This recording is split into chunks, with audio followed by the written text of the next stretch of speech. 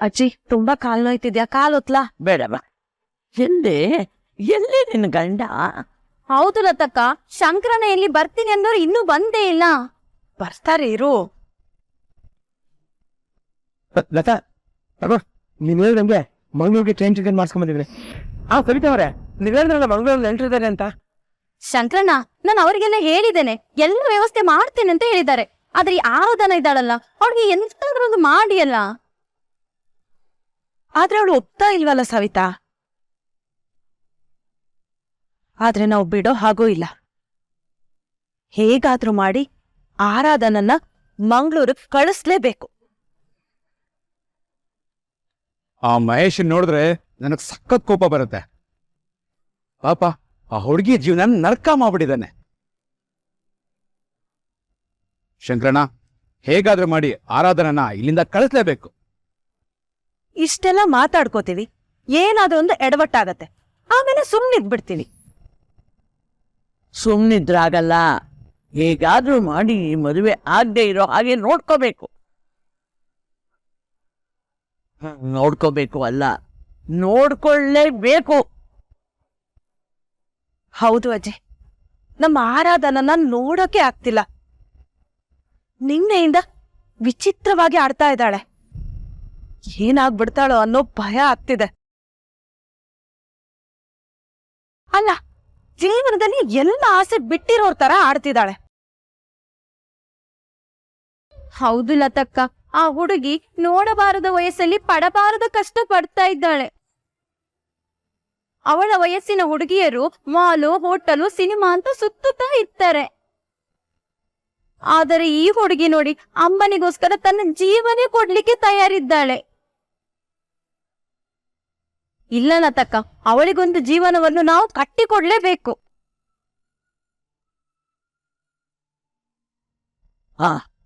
ಈಗ ನಾನೊಂದು ಮಾತು ಹೇಳ್ತೀನಿ. ಈ ಬಳೆ ಶಾಸ್ತ್ರ ಶುರುವಾಗತ್ತಲ್ಲ,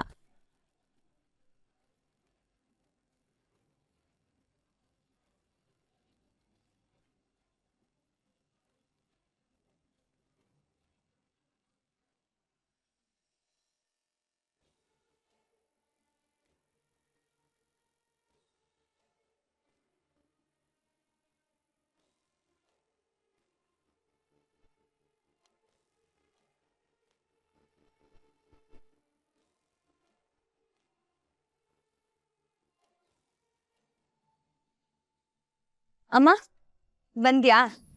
ನೀನ್ ಇನ್ನೊಂದ್ ರೌಂಡ್ ಬಜ್ಜಿ ಹಾಕ್ತಾ ಇರೋ, ನಾನು ಇದನ್ ಕೊಟ್ಟು ಬಂದ್ಬಿಡ್ತೀನಿ. ಲತಕ್ಕ, ಬಜ್ಜಿ ತಿಂತೀರಾ? ಗೊತ್ತಲ್ಲ ನಾನ್ ಮಾಡಿರೋ ಬಜ್ಜಿ ಹೆಂಗಿರುತ್ತೆ ಅಂತ. ಬೇಡ ಇರಿ, ಮೊದ್ಲು ಇದನ್ನ ಮಹೇಶರಿಗೆ ಕೊಟ್ಟು ಬಂದ್ಬಿಡ್ತೀನಿ.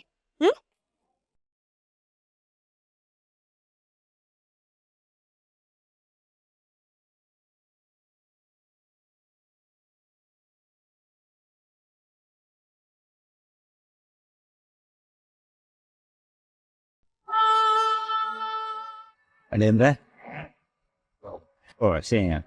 ಬಾ.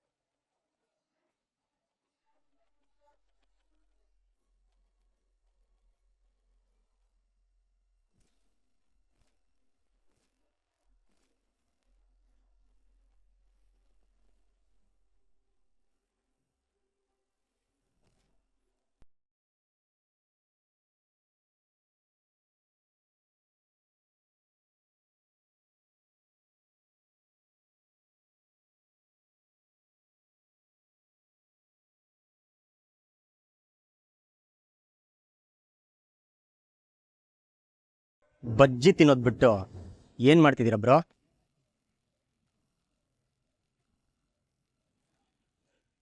ತಿನ್ನೋ. ತಿಂತಿಗಳಲ್ಲಿ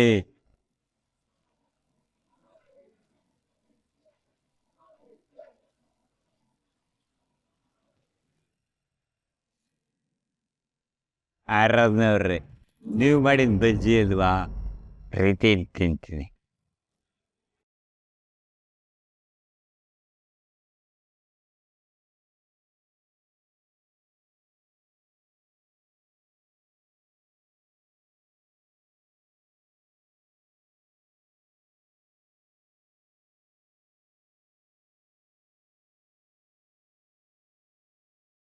ಏನ್ರಿ ಆಯ್ತು?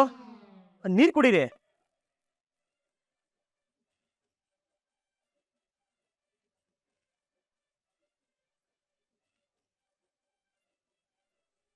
ನೀನ್ ಯಾರು, ಯಾರ ಮಗ, ನಿನ್ನ ಸ್ಟೇಟಸ್ ಏನು, ಇದನ್ನೆಲ್ಲ ಸ್ವಲ್ಪ ದಿನ ಮರ್ತು ಬಿಡು ಸುಶಾಂತ್. ನಿಮ್ ಪವರ್ ಏನು ಅಂತ ನನಗ್ ಗೊತ್ತಿಲ್ವಾ? ತುಸ್ ಪಟಾಕಿ. ಬೇಡ ನೋಡ್ರಿ, ಈ ತರ ರೇಖೆ ಚೆನ್ನಾಗಿರಲ್ಲ. ಕೆಲ್ಸ ಬೇಕು ಅಂತ ಕೇಳ್ಕೊಂಬಂದಿದ್ದು ಅವಳೆ.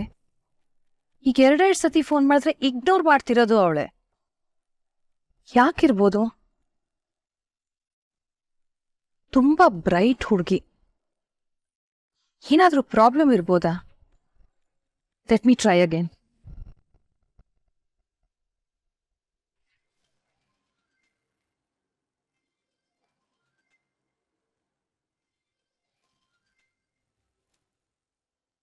ರೀ, ಮತ್ತೆ ಮತ್ತೆ ಫೋನ್ ಮಾಡ್ತೀರಾ?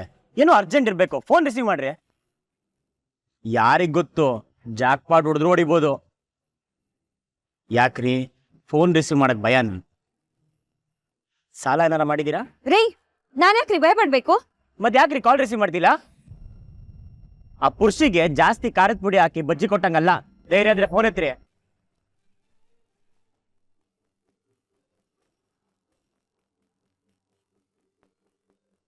ಹಲೋ ಆರಾಧನಾ. Hello madam. ಎಷ್ಟ್ ಸಲ ಫೋನ್ ಮಾಡೋದು? ಯಾಕೆ ಕಾಲ್ ರಿಸೀವ್ ಮಾಡ್ತಿಲ್ಲ? ಓ, ಅವತ್ ನೀನ್ ಕೆಲ್ಸ ಕೇಳಿದಾಗ ನಾನು ಇಲ್ಲ ಅಂತ ಹೇಳಿದ್ನಲ್ಲ, ಅದಕ್ ಸಿಟ್ಟ? ಆಕ್ಚುಲಿ ಅವಾಗ ನಿನಗ್ ಕೊಡಕ್ಕೆ ನನ್ನ ಹತ್ರ ಕೆಲ್ಸ ಇರ್ಲಿಲ್ಲ ಆರಾಧನಾ. ಬಟ್ ಇವತ್ತು ನನ್ನ ಹತ್ರ ಕೈ ತುಂಬಾ ಕೆಲ್ಸ ಇದೆ. And you know what? ನಿನ್ ಸ್ಪಾರ್ಕು, ನಿನ್ ಆಸಕ್ತಿ ಆ ಕೆಲ್ಸಕ್ ಬೇಕಿದೆ. ಅದಕ್ಕೆ ನಿನ್ನನ್ನು ಹುಡ್ಕೊಂಡು ಮತ್ತೆ ಫೋನ್ ಮಾಡಿದ್ದೀನಿ. Thank you madam. ಆದ್ರೆ ನನ್ಗೀಗ ಆ ಕೆಲ್ಸದ ಅವಶ್ಯಕತೆ ಇಲ್ಲ. ಅವಶ್ಯಕತೆ ಇಲ್ಲ? ಯಾಕೆ? ಬೇಡ ಮೇಡಮ್. ನೀನ್ ಹೇಳಿದ ಮಾತ್ ಬಗ್ಗೆ ನಾನು ಚೆನ್ನಾಗಿ ಯೋಚನೆ ಮಾಡಿದೆ Aradhana. Actually you know what? Small and authentic weddings ಬಗ್ಗೆ ನಾನು ಕಾನ್ಸಂಟ್ರೇಟ್ ಮಾಡಬೇಕು ಅನ್ಕೋತಾ ಇದ್ದೀನಿ. ಅದನ್ನ ಹ್ಯಾಂಡಲ್ ಮಾಡಕ್ಕೆ ಸರಿಯಾದ ವ್ಯಕ್ತಿ ನೀನೇ ಅಂತ ಅನ್ನಿಸ್ತು. ಬಟ್ ನೀನ್ ನೋಡಿದ್ರೆ ಹೀಗಂತಿದ್ಯಲ್ಲ. I did not expect this from you Aradhana. Sorry madam, ನಾನೀಗ ಕೆಲಸ ಮಾಡೋ ಸ್ಥಿತಿಯಲ್ಲಿಲ್ಲ, ಕ್ಷಮಿಸಿ. ಆರಾಧನಾ,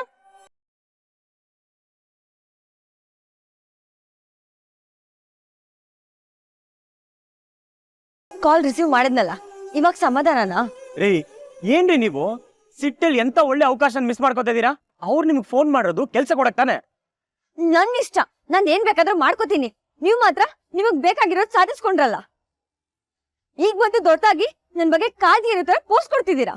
ರೀ, ಈಗ ನಾನೇನ್ರಿ ಮಾಡ್ದೆ? ಏನ್ ದೊಡ್ಡ ಕಾಂಟ್ರಾಕ್ಟರ್ ನೀವು. ನನ್ ಮದ್ವೆ ಮಾಡೋದಕ್ಕೆ ಹೊಟ್ಟಿದ್ದೀರಲ್ಲ. ನಿಮಗೆ ಕೆಲ್ಸ ಬೇಕು ಅಂದ್ರೆ ಹೋಗಿ ಚಾಂದಿನಿ ಮೇಡಮ್ ಹತ್ರ ಕೇಳಿ, ಕೊಟ್ರು ಕೊಡ್ಬೋದು. ಮಹೇಶ್ ನನಗೆ ಕಾಂಟ್ರಾಕ್ಟ್ ಕೊಟ್ಟಿದ್ದಾರೆ, ನಾನ್ ಕೆಲಸ ಮಾಡ್ತೇನೆ. ಇದ್ರಲ್ಲಿ ಏನ್ರಿ ತಪ್ಪು? ಹೋಗಿ ಹೋಗಿ ನಾನ್ ನಿಮ್ಮ ಹತ್ರ ಮಾತಾಡ್ತಿದ್ದೀನಲ್ಲ, ನನಗ್ ಬುದ್ಧಿ ಇಲ್ಲ. ಈ ಹೆಣ್ಮಕ್ಳು ಅರ್ಥ ಮಾಡ್ಕೊಳ್ಳೋದೇ ಕಷ್ಟ ಕಣಪ್ಪ. ನನಗ್ ಕಾಂಟ್ರಾಕ್ಟ್ ಇದೆ, ಕೆಲಸ ಇಲ್ದಿರೋದು ಇವ್ರಿಗೆ. ಇವ್ರು ತಾನೇ ಚಾಂದಿನಿ ಮೇಡಮ್ ಹತ್ರ ಹೋಗ್ಬೇಕು.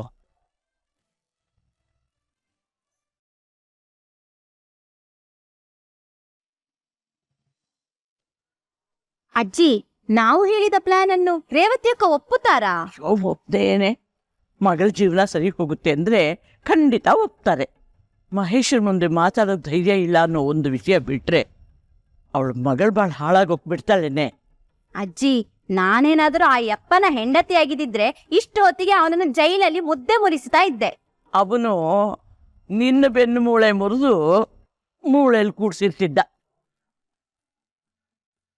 ಪಾಪ ರೇವತಿ ಆಗಿದ್ದಕ್ಕೆ ಸಹಿಸ್ಕೊಂಡು ಹೋಗ್ತಾ ಇದ್ದಾಳೆ.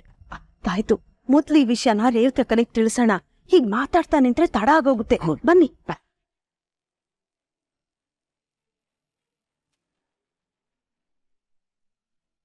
ರೇವತಕ್ಕ, ಏನಾದ್ರೂ ಸಹಾಯ ಬೇಕಿತ್ತಾ? ಹೇಳು, ನಾನು ಮಾಡ್ತೀನಿ. ಬೇಡ, ಎಲ್ರಿಗೂ ಒಂದ್ ಹೊತ್ತಿನ ಟೀ ಮತ್ತೆ ತಿಂಡಿ ಅಲ್ವಾ, ನಾನೇ ಮಾಡ್ತೀನಿ. ಅಷ್ಟೇನಾ?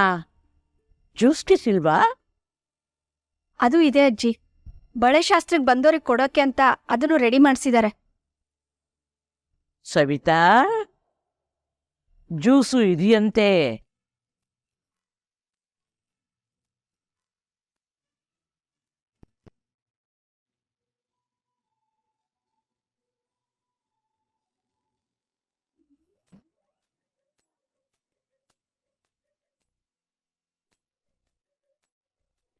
ಏನಿದ್ ಸವಿತಾ? ಅದಕ್ಕ ನಿಧಾನಕ್ ಮಾತಾಡಿ, ಸೀಕ್ರೆಟು. ಅಂದ್ರೆ ಆರಾಧನನ್ ಮದ್ವೆ ನಿಲ್ಸೋ ಮಾತ್ರೆ. ಹೌದು ರೇವತಿ, ಇದು ಭೇದಿ ಮಾತ್ರೆ.